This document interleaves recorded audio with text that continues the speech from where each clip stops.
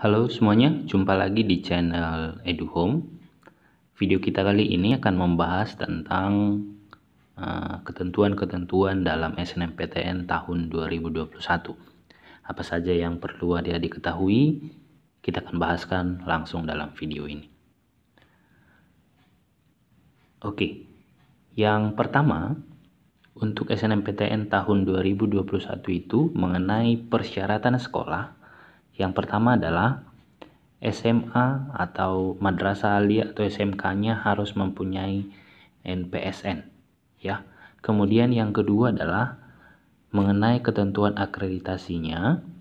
Untuk sekolah yang akreditasi A, maka siswa yang berhak mengikuti SNMPTN itu adalah 40% terbaik di sekolahnya. Untuk akreditasi B itu sebanyak 25%. Dan akreditasi C sebanyak 5% terbaik di sekolah itu. Kemudian yang berikut adalah sekolah diwajibkan untuk mengisi pangkalan data sekolah dan siswa atau disingkat dengan PDSS, dan data siswa yang diisikan hanya yang legal atau itu yang berhak sesuai dengan ketentuan. Kemudian mengenai persyaratan peserta, yang pertama itu adalah memiliki prestasi akademik dan memenuhi persyaratan yang ditentukan oleh masing-masing PTN. Jadi dalam hal ini nanti setiap PTN tentu akan ada syarat-syarat tertentu atau mungkin syarat-syarat tambahan untuk bisa lulus di jurusan itu. Jadi sesuai dengan ketentuan yang disyaratkan oleh PTN tersebut. Kemudian yang berikut, siswa harus memiliki NISN nomor induk siswa nasional dan terdaftar di PDSS. Kemudian syarat yang berikut adalah memiliki nilai rapor semester 1 sampai dengan semester 5 yang juga telah diisikan di PDSS. Yang keempat adalah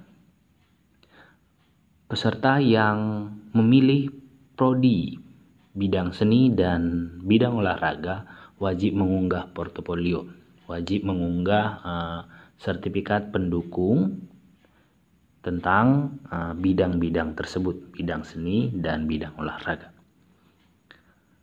Kemudian mengenai pilihan program studi, yang pertama adalah setiap siswa dapat memilih 2 program studi dari 1 PTN atau 2 PTN.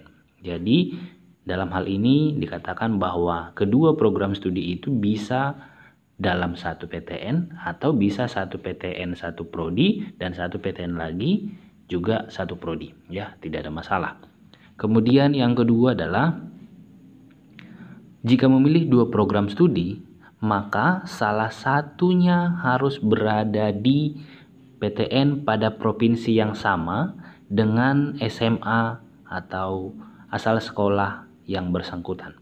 Jadi misalnya kalau asal SMA-nya dari Sumatera Utara, maka salah satu PTN-nya yang diambil itu harus berasal dari Sumatera Utara. Begitu kira-kira. Kemudian yang ketiga, diharapkan jangan lintas minat, ya. Maksudnya adalah jika kamu di SMA adalah jurusan IPA, maka diharapkan kamu tetap mengambil yang jurusan IPA, jangan mengambil yang jurusan IPS. Karena apa? Karena nanti penilaiannya itu didasarkan pada penilaian mata pelajaran, begitu, ya. Oke, kemudian yang berikut yang perlu adik-adik ketahui di sini adalah mengenai tahapan pendaftaran SNMPTN tahun 2021 dimulai dengan pengumuman kuota oleh LTMPT. Jadwal nanti akan kita lihat. Kemudian yang berikut adalah sekolah meregistrasi akun LTMPT-nya, ya. Dan ini wajib dilakukan oleh setiap sekolah. Kemudian tahapan yang berikut adalah setiap siswa melakukan registrasi akun LTMPT masing-masing. Nah, jadi semua siswa baik itu yang nanti berhak mengikuti SNMPTN maupun yang tidak berhak wajib registrasi akun LTMPT-nya. Kemudian yang berikut tahapannya adalah sekolah menentukan calon peserta. Ya, ini sesuai dengan akreditasi dari sekolah itu sendiri.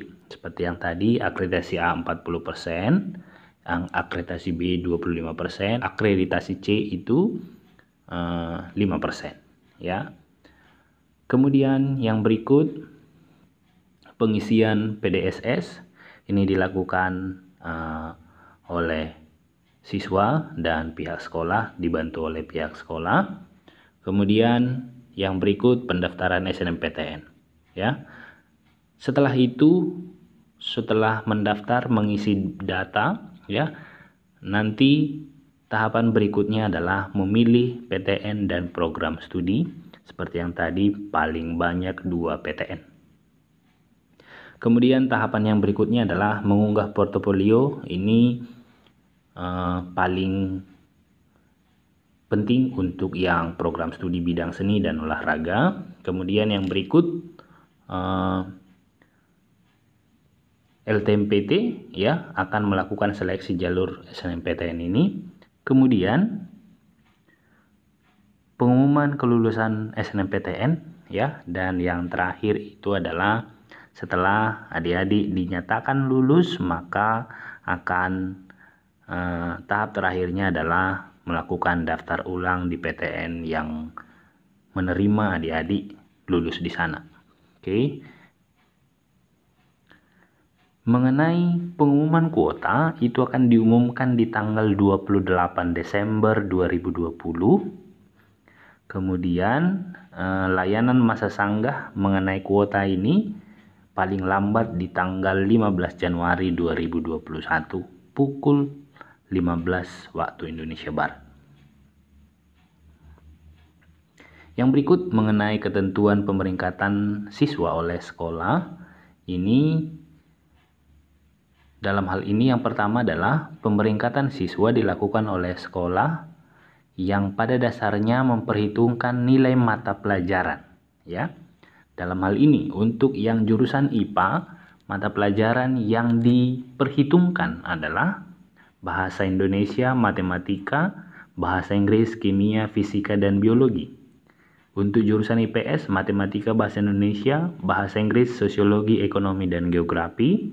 Jurusan bahasa, matematika, bahasa Indonesia, bahasa Inggris, sastra Indonesia, antropologi, dan salah satu bahasa asing.